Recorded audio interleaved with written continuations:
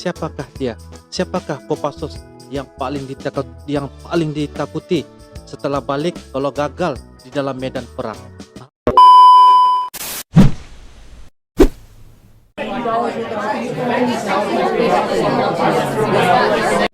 Assalamualaikum warahmatullahi wabarakatuh dan salam sejahtera.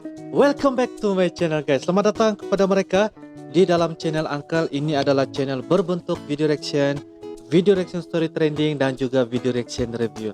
Dan Uncle adalah sebagai Uncle Reaction daripada Sabah, Malaysia. Salam serumpun, salam persahabatan, salam persaudaraan ya, hatur nuhun. Apa kabar? Semoga-moga sahabat-sahabat Uncle yang berada di Indonesia dalam keadaan sehat walafiat, sentiasa dirahmati, dilindungi oleh Allah Subhanahu wa taala. Amin ya rabbal alamin. Good job. So guys, pada kali ini kita akan lanjutkan lagi satu video seperti mana yang kita paham dan tahu, yaitu tentang yaitu Kopassus ya, Kopassus ataupun dipanggil sebagai Komando Pasukan Khusus ataupun Kopassus. Bagi Uncle ia adalah salah satu bentuk sebagai satu pasukan elit lah ya. Jadi di dalam tajuk ini pula kita ingin fungsikan, yaitu inilah sosok yang ditakuti Kopassus, apalagi jika pulang dalam kekalahan. Wah, jadi guys, siapakah beliau? Siapakah dia? Siapakah Kopassus yang paling ditakuti setelah balik kalau gagal di dalam medan perang? Ini sesuatu yang sangat-sangat bagi kita sangat menarik untuk kita mengetahui lebih lanjut. Kenapa mereka takut guys? Apakah yang mereka takut? Siapakah dia nih? Jadi kita akan teruskan kepada video ya. Di dalam video ini yang menceritakan tentang sosok, tubuh, badan ataupun siapakah beliau yang ditakuti oleh Kopassus. Seperti Anda tahu, Kopassus ini merupakan satu pasukan elit ya, antara pasukan yang terkuat di Indonesia dan antara yang terkuat di dunia guys. Jadi kita sama-sama saksikan guys, siapakah yang ditakuti oleh Kopassus. Jom.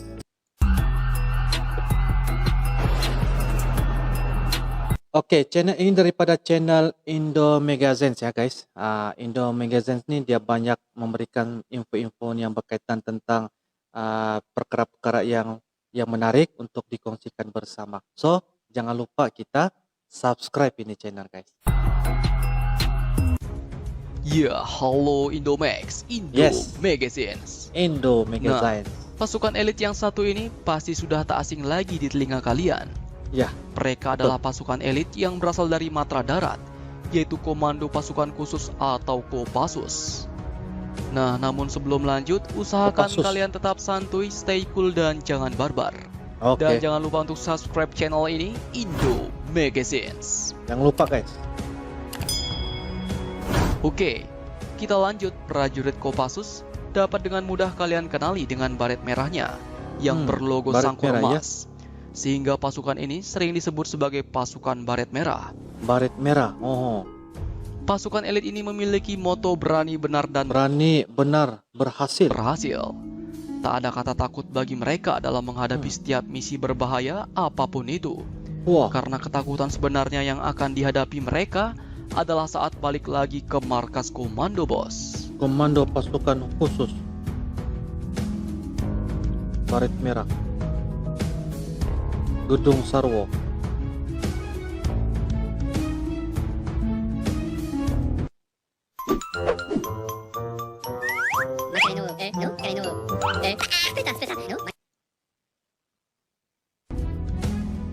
Nah, pasukan elit ini pun sudah melanglang buana kemana-mana dengan misi-misi impossible mereka.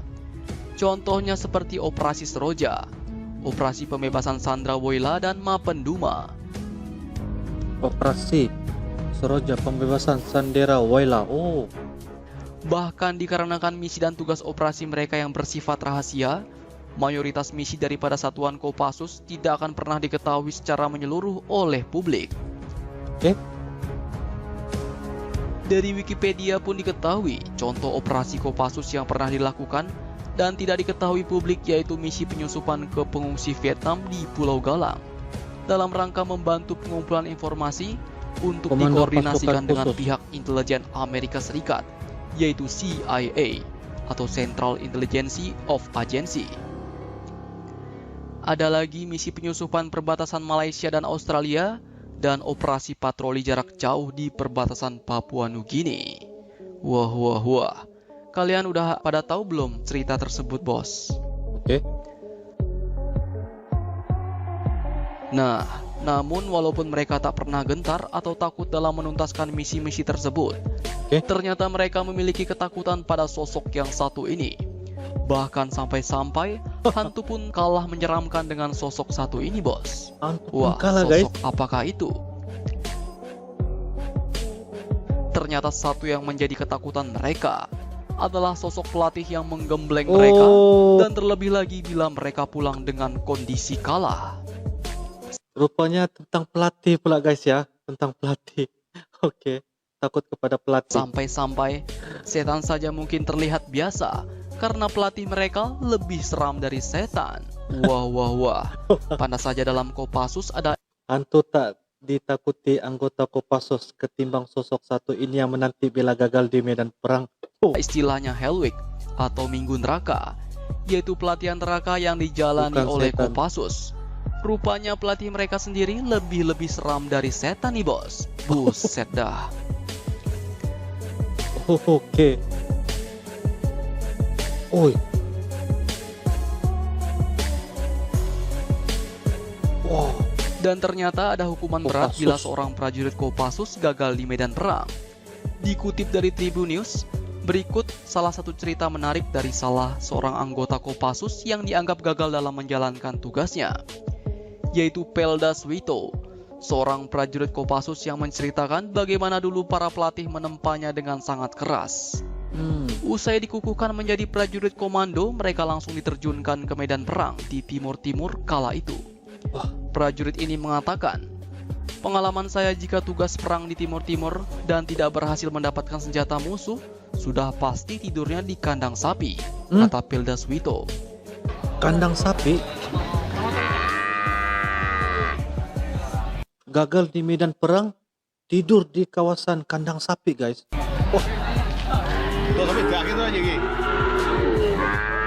Saat itu di grup 2 Kopassus di Kartasura banyak sapi, dan prajurit yang gagal akan ditidurkan bersama sapi nih.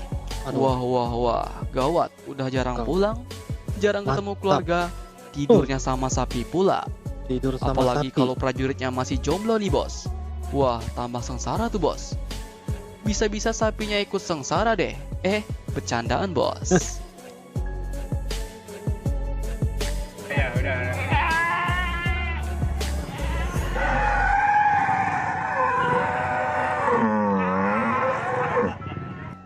Nah, selain itu, mereka juga akan ditempa dan dilatih lebih keras lagi. Disuruh lagi latihan di gunung, hutan rawa, terjun payung, hingga nyemplung lagi ke laut. Bahkan dikatakan, stres, lapar, lelah ditambah siksaan dari para pelatih menjadi teman akrab sehari-hari dari para prajurit komando ini. Dapat kalian bayangkan, setiap hari fisik dan mental para prajurit ini digojlok sampai benar-benar habis. Ketika pulang dari medan tempur, mereka dilatih lagi 3 bulan, diberangkatkan lagi 6 bulan, kalau gagal lagi, tidur sama sapi lagi, kata Peldas Wito. Makanya, mereka punya anggapan lebih takut dengan para pelatih bertopi merah daripada setan sekalipun. Bahkan dikatakan nih, bos, ada sebuah semboyan yang tak resmi yang berlaku dalam Kopassus, yaitu kami tidak takut setan, tapi lebih takut pelatih. Wah.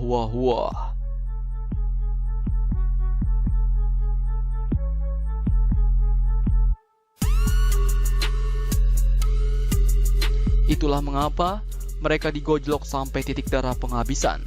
Karena saat ditugaskan, mereka akan menghadapi misi-misi berbahaya. Tak main-main, jika sedikit lengah, nyawa pun mereka bisa menjadi taruhan. Nah, sedikit tambahan informasi lagi nih, bos.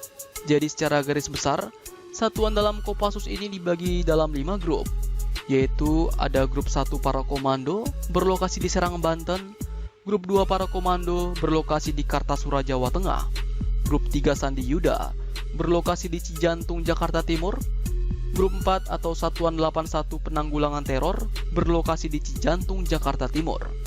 Pusat Pendidikan dan Latihan Pasukan Khusus berlokasi di Batu Jajar, Jawa Barat. Badan-badan orang pun, guys. Fit. Lanjut.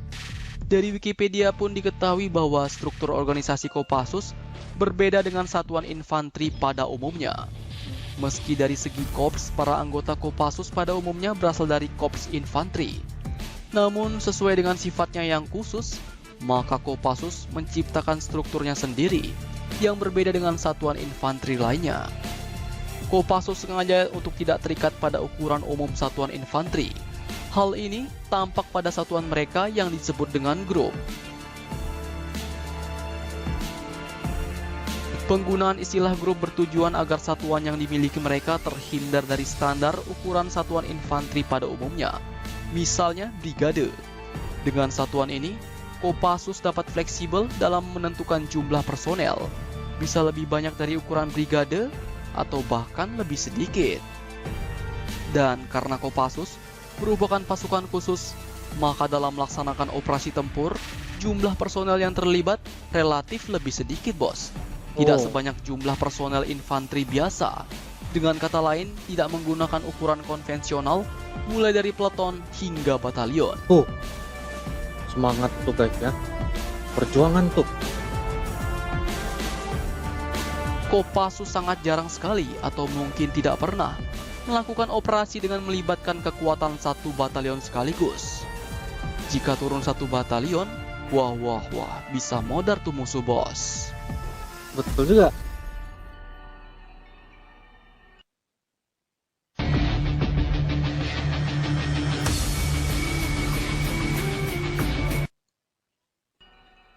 Beberapa tugas Kopassus yaitu adalah operasi militer perang atau OMP. Di antaranya direct action atau serangan langsung untuk menghancurkan logistik musuh. Combat SAR, anti-teror, Advanced Combat Intelligence atau operasi intelijen khusus. Selain itu, ada juga tugas Kopassus operasi militer selain perang atau OMSP. Di antaranya adalah humanitarian asistensi atau bantuan kemanusiaan, AIRSO atau operasi anti-insurgensi, separatisme, dan pemberontakan, perbantuan terhadap kepolisian atau pemerintah, SAR khusus, serta pengamanan VVIP. Nah, jadi bagaimanakah menurut kalian pasukan Kopassus ini? Jangan lupa komentar, tetap santuy dan jangan barbar. Salam Indomax, Indo Magazines. Oke guys, seperti mana yang kita lihat tadi ya, sangat menarik, sangat-sangat memberikan kebanggaan ya, apa yang kita tonjolkan di dalam admin yang dikatakan, yaitu siapakah sosok yang ditakuti oleh Kopassus ataupun pasukan komandan pasukan khusus. Ternyata yaitu daripada pelatihnya sendiri, yaitu guru lah, guru yang melatih kepada anak-anak muridnya. So jikalau anak muridnya tuh balik daripada medan perang tetapi gagal dan kalah, akan didenda, akan diberikan hukuman. Seperti tadi salah satunya ialah akan tidur bersama dengan sapi di dalam kandang. Jadi satu benda yang bagi Uncle merasakan di sini ialah komandan pasukan khusus ini merupakan satu pasukan yang begitu memberikan gegaran kepada satu dunia, disebabkan kerana kemahiran yang ada dan tidak takut. Dan dikatakan tadi ialah hantu setan pun bukan menjadi satu alasan untuk kita takut, tetapi yang ditakutinya ialah gurunya itu sendiri, yaitu pelatih. Jadi luar biasa guys ya. Dan satu lagi apa yang kita nampak sebentar tadi yang admin maklumkan ialah kalau balik daripada medan perang akan dilatihkan lagi daripada 3 bulan, dilatihkan lagi, dilanjutkan lagi daripada 3 ke 6 bulan. Jadi sehinggalah betul-betul dari segi mental dan juga fizikal itu betul-betul orang bagi tahu ialah tentang mereka cukup tahan dengan ketahanan mental dan juga fizikal itu sendiri. Jadi dari segi psikologinya guys, memang dorang memang sangat-sangat tahan dan dan sangat terpilih untuk mengikuti sebagai salah satu komandan pasukan khusus di Indonesia ataupun Kopassus. Tahniah, terbaik daripada Kopassus, daripada angka sangat teruja, dan inilah perkara-perkara yang kita nampak menjadi satu kehormat ataupun respect daripada seluruh dunia kepada Kopassus di Indonesia. So guys, jikalau anda sukakan kepada konten ini, anda boleh turunkan komentar anda di bawah, turunkan pelbagai komentar anda di bawah, dan boleh juga anda turunkan komentar untuk melanjutkan lagi ataupun cadangan-cadangan permintaan untuk kita bakal lagi reaction apa-apa saja video yang menarik, terutamanya daripada di Indonesia. So guys, terima kasih kerana anda melihat video ini sehinggalah selesai. Kita akan jumpa lagi di next video. Jangan lupa follow, like, dan komen. Share juga guys. Okay, thanks for watching. Assalamualaikum warahmatullahi wabarakatuh. Bye bye. Mantap, Kopassus terbaik.